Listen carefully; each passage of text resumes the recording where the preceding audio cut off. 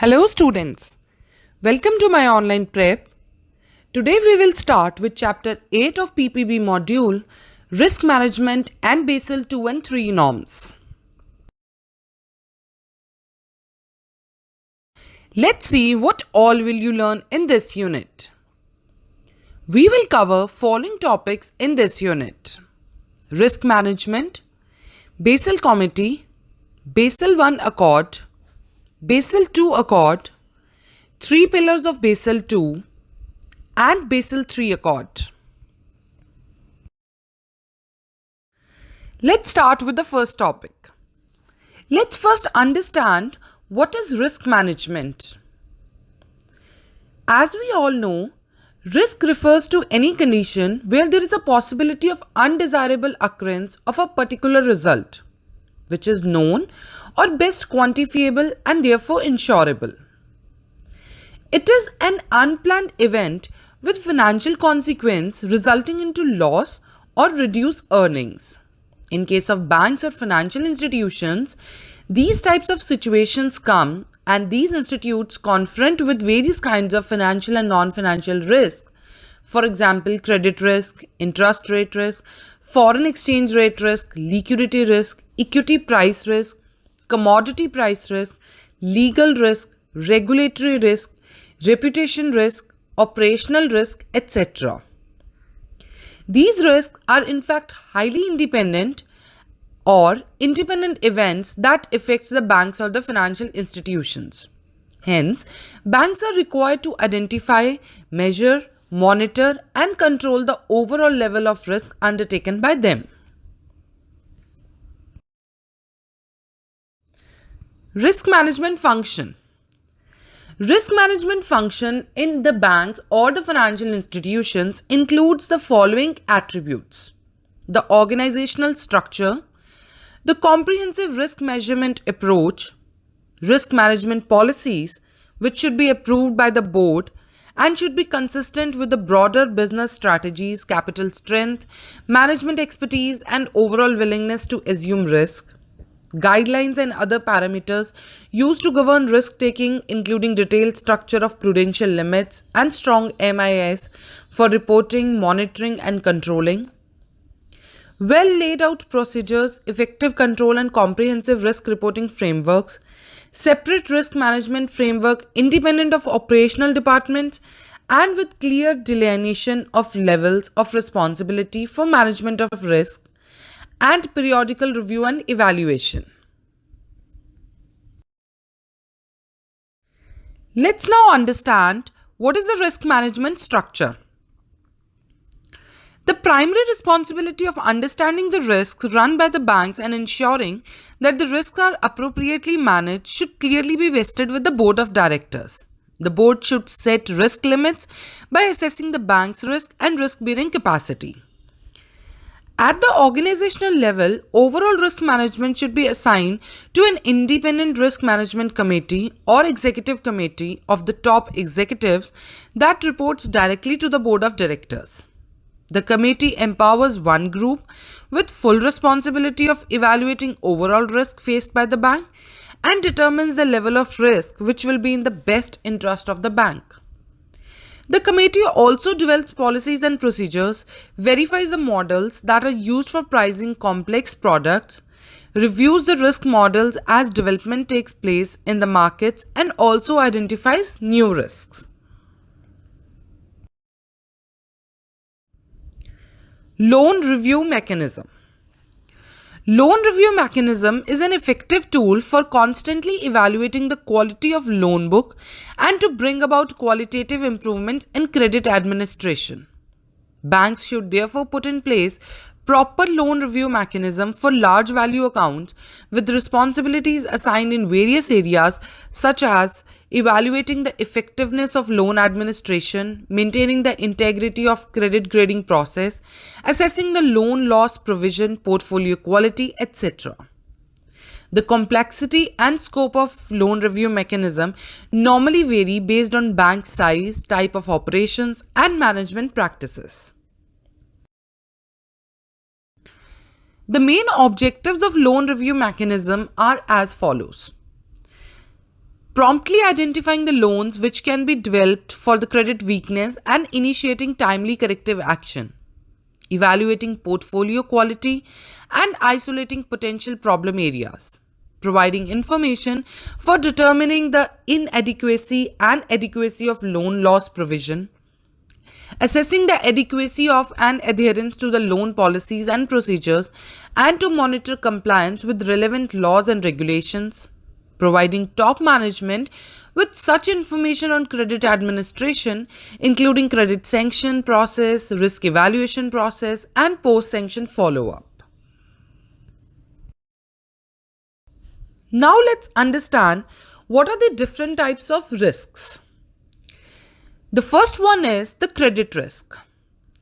Credit risk refers to the risk of default or non-payment, or it can also include non-adherence to contractual obligations by a borrower.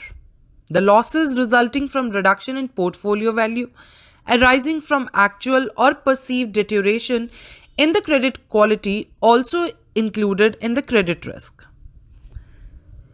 Credit risk also implies that a bank's dealings with an individual corporate bank or financial institution are not yielding proper money because they have either defaulted in the non-payment or non-adherence to their contractual obligations.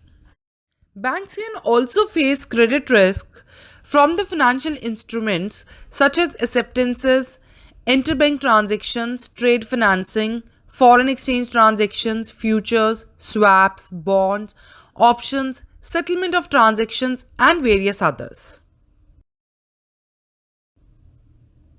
The credit risk can arise from the below mentioned transactions.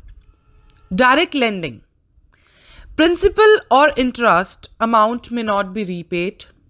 Guarantees or letter of credit. Funds may not be forthcoming from the constituents upon crystallization of the liability. Treasury operations. The payment or the series of payments due from the counterparties under the respective contracts may not be forthcoming or it has ceased. Securities trading businesses. The funds and the security settlement may not be effected. Cross-border transactions. The availability and the free transfer of foreign exchange funds may either cease or restrictions may be imposed by the sovereign. Second category of risk includes the market risk. Market risk is the risk to the bank's earnings and the capital due to changes in the market level of interest rate or the prices of the securities, foreign exchange and equities, as well as the volatilities of those changes. The market risk can take form of any of the following risk: liquidity risk, interest rate risk, foreign exchange rate risk, commodity price risk, and equity price risk. The third category of the risk includes the operational risk. Operational risk is defined as any risk which is not categorized as market or credit risk, or the risk of loss arising from various types of human or technical errors. One can also understand that operational risk is also a synonym with settlement or payment risk and business interruptions, administrative and legal risk, and it can also have some form of link between credit and market risk. An operational problem with a business transaction could trigger a credit or market risk. The most important types of operational risk involves breakdowns in internal controls and corporate governance. Such breakdowns can lead to financial loss through error, fraud, or failure to perform in a timely manner or cause the interest of the bank to be compromised. Basel Committee norms.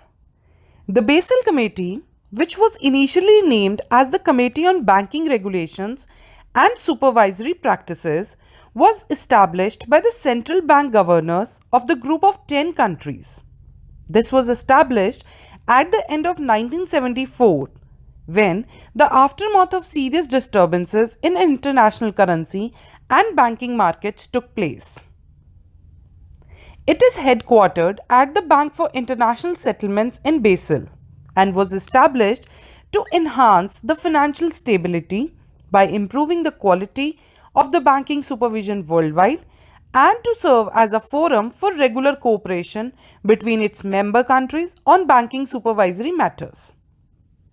The committee's first meeting took place in February 1975, and the meetings have been held regularly 3 or 4 times a year since then. Since its inception, the Basel Committee has expanded its membership from G10 to 45 institutions from 28 jurisdictions.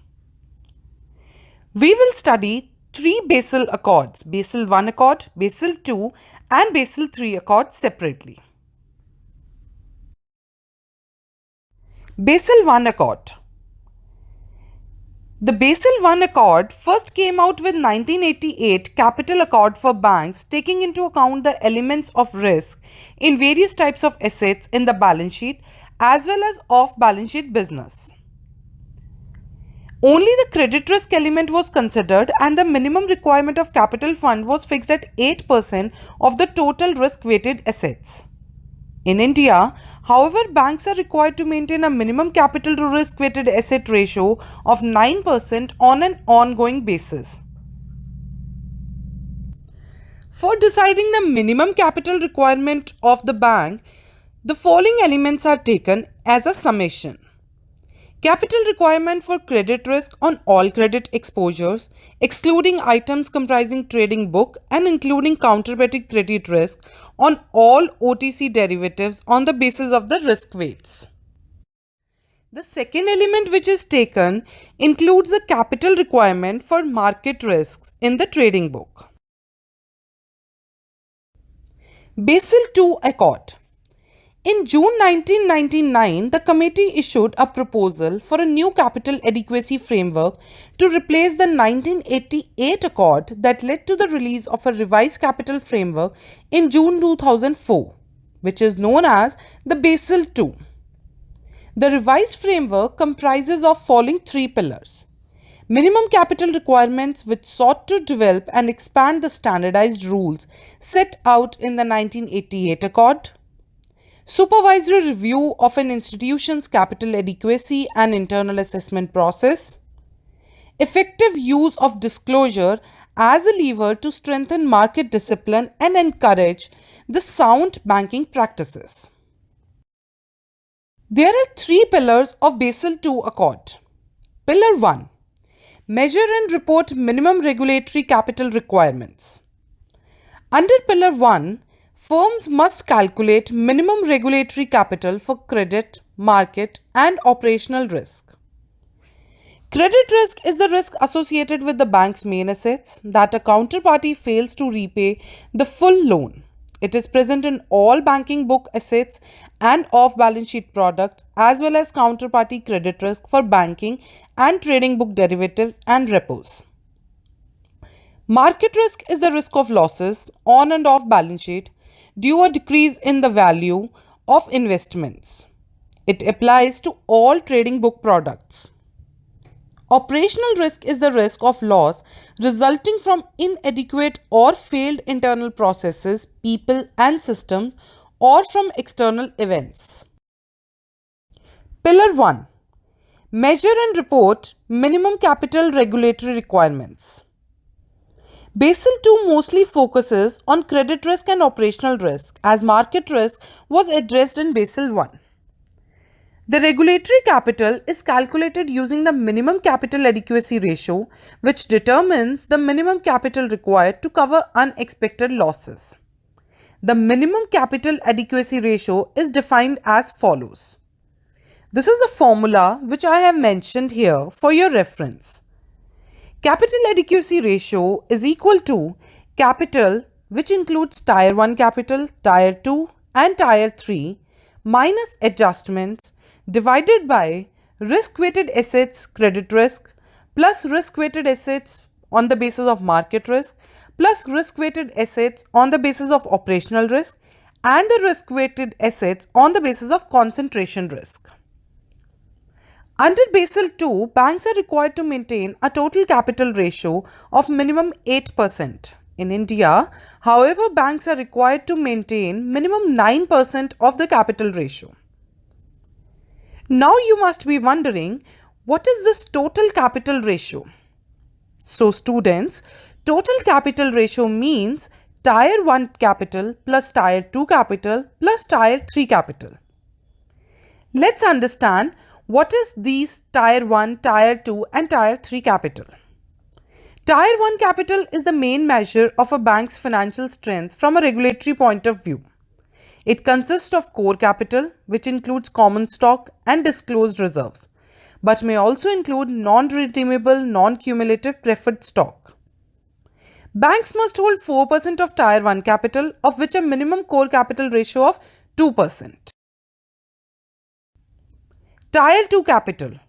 It is regarded as a second most reliable form of capital from a regulatory point of view.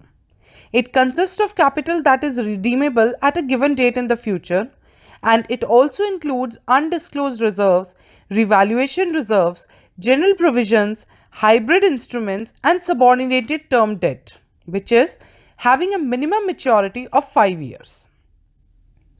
Tier 3 capital consists of short-term subordinated debt. A bank may only use this capital for covering market risk.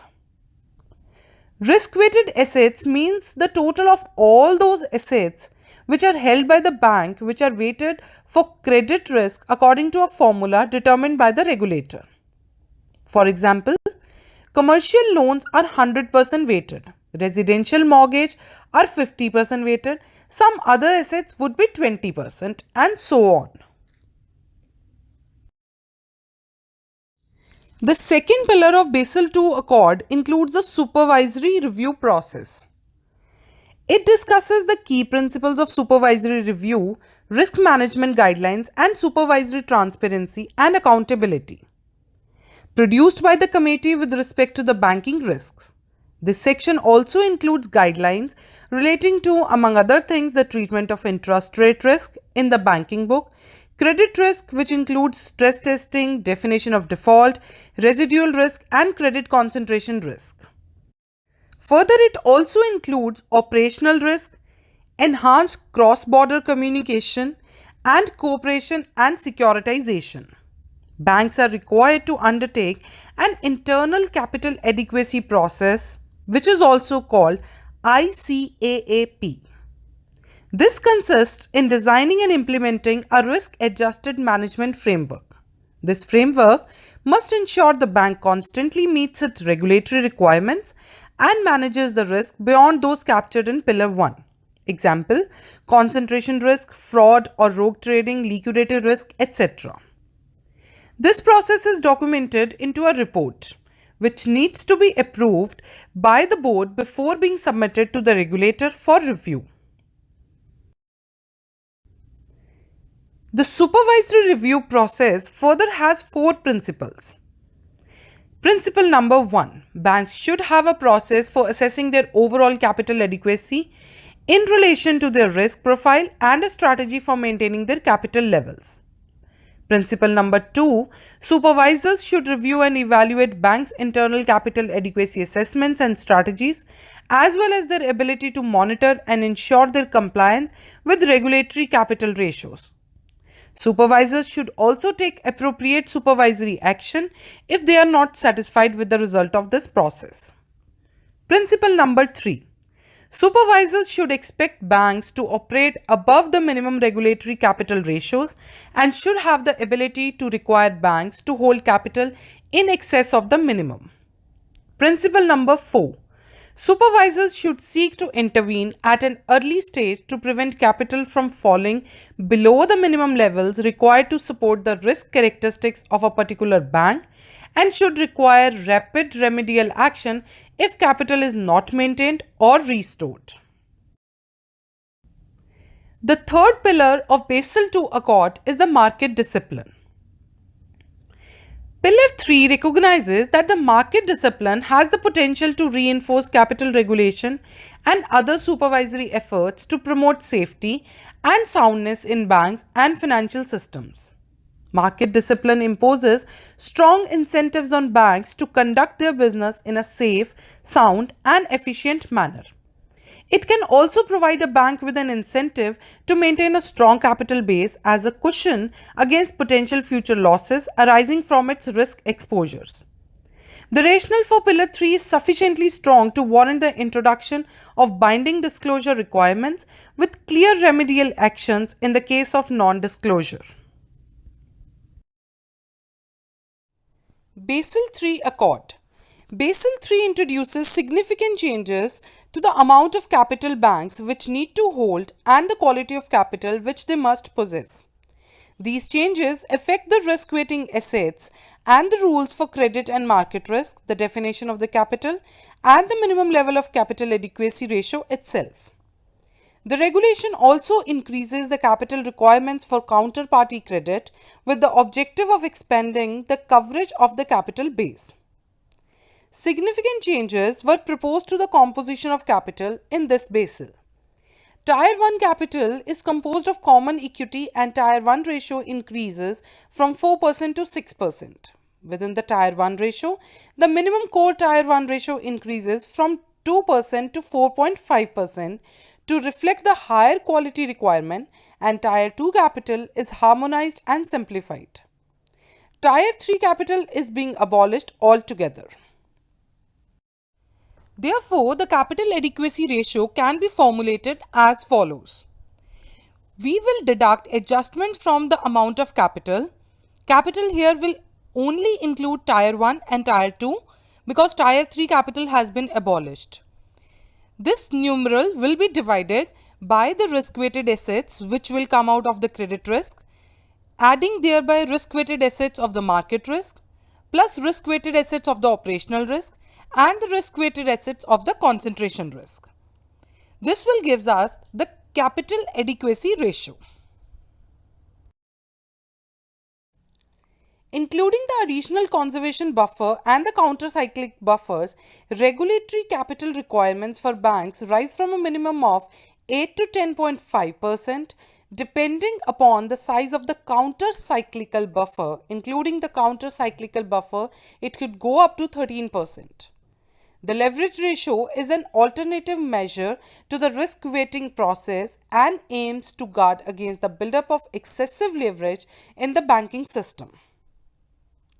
There are three main objectives behind the Basel III: improving the risk management and governance, strengthening the bank's transparency and disclosures, more emphasis on the common equity component of Tier 1 capital. Let's understand the comparison of capital requirements under Basel II and Basel III. The following table gives us that comparison. Minimum total capital under Basel II was 8% of the risk-weighted assets, but in Basel III, it is 9%. Similarly, minimum Tier 1 capital was 4% in Basel II, 7% in Basel III. The minimum common equity Tier 1 capital was 2% in Basel II and now it is 5.5% in Basel III. Maximum Tier 2 capital within the total capital from 4% to 2%. The additional Tier 1 capital was additionally 1.5% in Basel III, which was nil in Basel II. Capital conservation buffer nil in Basel II now is 2.5% in Basel III. The minimum common equity Tier 1 capital plus the CCB, that is capital conservation buffer, was raised from 2% to 8% in Basel III. The minimum total capital plus the capital conservation buffer, 8% was in Basel II and then 11.5% in Basel III. Now let's understand some of the major features and the guidelines issued by RBI with respect to Basel III Accord and its corresponding impact. Basel III capital regulations have been implemented in India with effect from 1st April 2013 in a phased manner. These will be fully implemented on April 1, 2021. The capital requirements for the implementation of Basel III guidelines may be higher during the later years. Banks need to keep this in view while capital planning. Guidelines on operational aspects of implementation of the counter-cyclical capital buffer have been issued in July 2015. These prescribed framework has become already effective. Capitalization of bank exposures to central counterparties have been issued by RBI and these became effective from 1st January 2014. In July 2019, RBI has issued revised guidelines for large exposures framework, mainly effective from 1st April 2019. These guidelines require banks to maintain a minimum total capital of 9% against 8%, prescribed by the Basel Committee of Total Risk-Weighted Assets. This has been decided by the Indian regulators as a matter of prudence. The Common Equity Tier 1 capital must be at least 5.5% of the risk-weighted assets.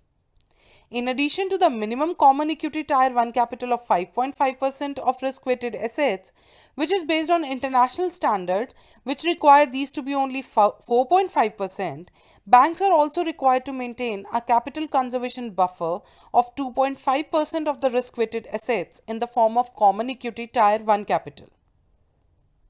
The CCB is designed to ensure that banks build up capital buffers during normal times, that is, outside period of stress, which can be drawn down at losses are incurred during a stress period.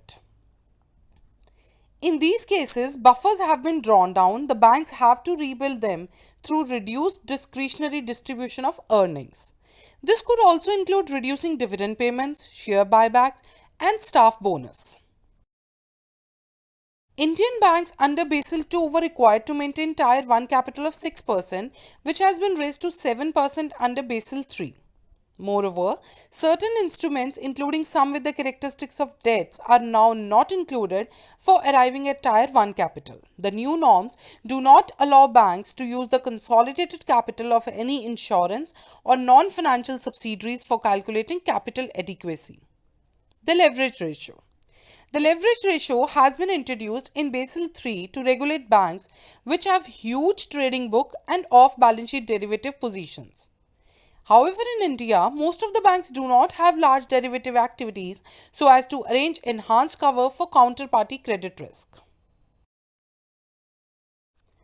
Now let's understand the liquidity norms. The liquidity coverage ratio under Basel III requires banks to hold enough unencumbered liquid assets to cover expected net outflows during a 30-day stress period. The Indian banks, which were following the norm set by RBI for the statutory liquidity ratio and the cash reserve ratio, which are liquidity buffers. Thus, for this aspect, Indian banks were better placed over many of their overseas counterparts. In India, as per the RBI guidelines, the level of LCR has been phased from 60% to 100% beginning from January 1, 2015 to January 1, 2019. The net stable funding ratio should be equal to at least 100% on ongoing basis with effect from 1st April 2021. In February 2015, RBI issued guidelines on counter-cyclical capital buffer.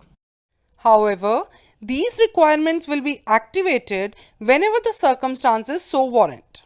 As at March 2019, RBI has announced list of domestic systematically important banks, that is State Bank of India, ICICI Bank and HDFC Bank.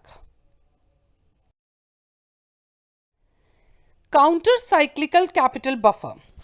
In addition to the capital conservation buffer, Basel III introduces another capital buffer. It is the counter-cyclical capital buffer in the range of 0 to 2.5% of the risk-weighted assets which could be imposed on the banks during periods of excess credit growth. The economic activity moves in cycles and banking system is inherently pro-cyclic. During upswings carried away by the boom, banks end up in excessive lending and unchecked risk building which carry the seeds of a disastrous downturn, and the regulation to create additional capital to lend further would act as a brake on unbridled bank lending. Also, there is a provision for capital surcharge on systematically important banks. To mitigate the risk of banks building leverage, as happened under Basel II, Basel III institutes a leverage ratio as a backstop to the risk-based capital requirement. Credit Valuation Adjustment Risk Capital. Basel II failed to demand adequate loss-absorbing capital to cover market risk, and to remedy this, Basel II strengthens the counterparty credit risk framework in market risk instruments. This practice actually includes the use of stressed input parameters to determine the capital requirement for counterparty credit default risk. Besides, there is a new capital requirement known as the CVA, Credit Valuation Adjustment Risk Capital Charge for OTC derivatives to protect the banks against the risk of decline in the credit quality of the counterparty.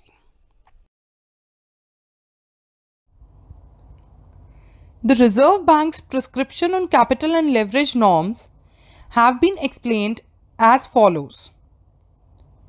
Several other jurisdictions, particularly Asian countries, have proposed higher capital adequacy ratios under Basel III. Countries with higher capital adequacy norm than India are tabulated below. The minimum common equity ratio, including capital conservation buffer, that is 7% under Basel III and 10.5% under minimum total capital ratio percentage criteria. In India, the minimum common equity ratio is 8% and 11.5% for the minimum total capital ratio. For Philippines, it is 8.5 as minimum common equity ratio and 12.5% as minimum total capital ratio. For Singapore, the minimum common equity ratio percentage is 9%. However, the minimum total capital ratio percentage is 12.5%. In China, it is 7.5% and 10.5% is the minimum total capital ratio. For South Africa, 9% is the minimum common equity ratio and 12.5% is the minimum total capital ratio.